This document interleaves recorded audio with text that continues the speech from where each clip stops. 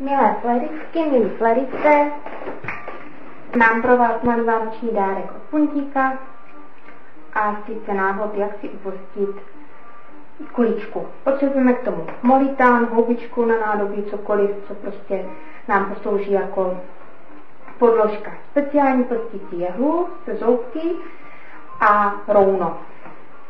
Než si tedy oddělíme kousek rouna, je dobré si oddělovat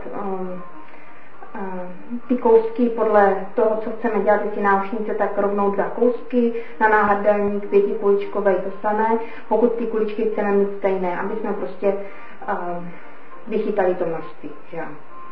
Tak, můžeme pustit do měkká nebo do tvrdá.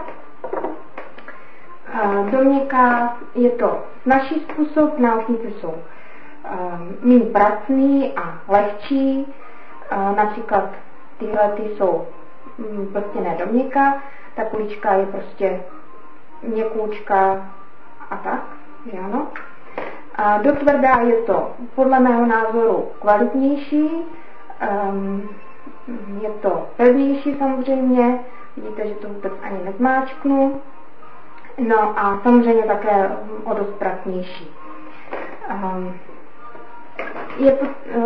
Začnu malým tedy typem a sice my to rovnou můžeme takhle muklat a vlastně už do toho píchat a tvarovat kuličku.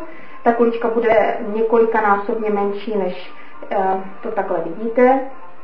Při tom měkčím zaplstění je toho rouna potřeba méně, při pevnějším víc, protože těch vláken je tam prostě víc.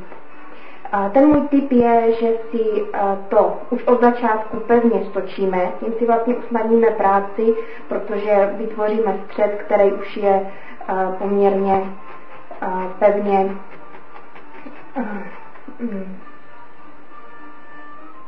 no prostě je to připravené.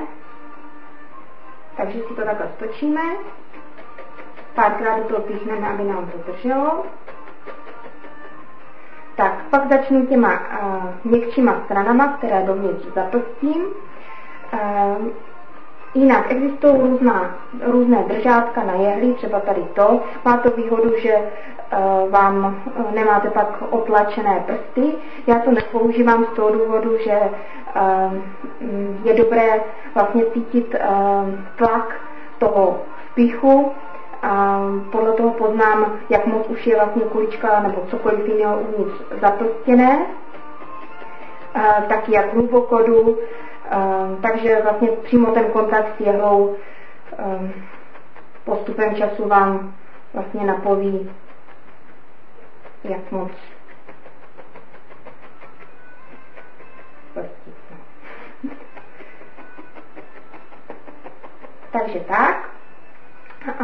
Trvalo by to díl, mám tady už trošku líp zaplstěnou, pokračujeme zase tím, že zaplsťujeme hluboko, je důležité u toho jednak pečlivost a jednak také prostě vytrvat, pokud chceme pěknou kuličku, tak neskončit třeba teď, ale plstit dál. Ta kulička se postupně zmenšuje, jak ji zaplsťujeme. Je dobré právě ze začátku zaplsťovat vnitřek, takže hluboko, protože může se nám stát, že vlastně krásně zaplstíme kuličku, ale zaplstíme ji po vnížku, uvnitř vlastně zůstanou jen pár vláken, takže my ji potom můžeme takhle zvyknout, i když je plně zaplstěná po okraji, tak je prostě má měkký jádro. Takže takhle dál pokračujeme a zaplstujeme vnitřek pevně.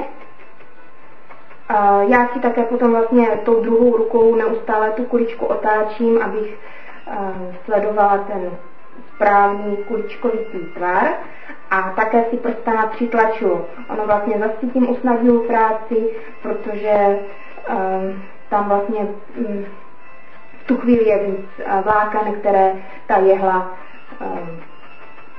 zachytí o sebe.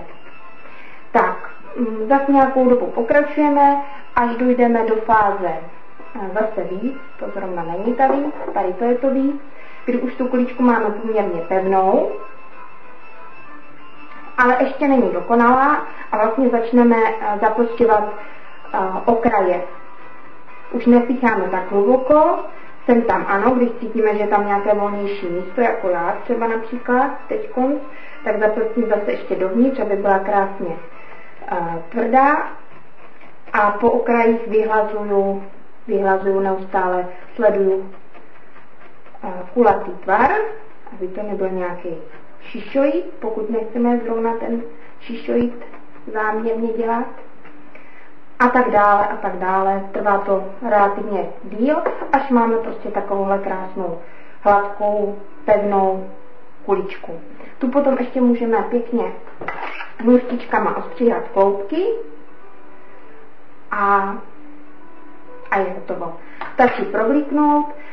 Pozor při tomhle pevným zaprstění nějakou jehlou ketlovací nebo drátek, obtížně se, já to tu nemám zrovna, propíchává, protože je to prostě pevně kvalitně udělané, takže je dobré si to nějakou tlustší jehlou předem propíchnout a pak teprve tam spat ten drátek. Jinak máme vlastně dva způsoby prstění, tady tou jehlou, anebo na mokro, tyto dvě kuličky jsou udělané na mokro. Tou jehlou napevno je to podle mého trochu pracnější. Každý má svoje, na mokro dělané kuličky jsou takové jakoby konzistentnější, také je teda ostříhávám, tyto ještě nejsou moc ostříhaný, jsem tam nějaký vlákno trčí, ale jsou podle mého názoru trošku hrubší. Zase když používáte jenom kuličky, nechcete do nich už potom nic dalšího zaprosťovat, možná je to lepší. A možná je to časem i trošku snadší, méně pracnější cesta. Tyhle ty zase mají výhodu, že jsou hrdčí, aspoň podle mého názoru. Tak, děkuji za pozornost, doufám, že to video tentokrát nebude moc dlouhý a přeji krásné Vánoce.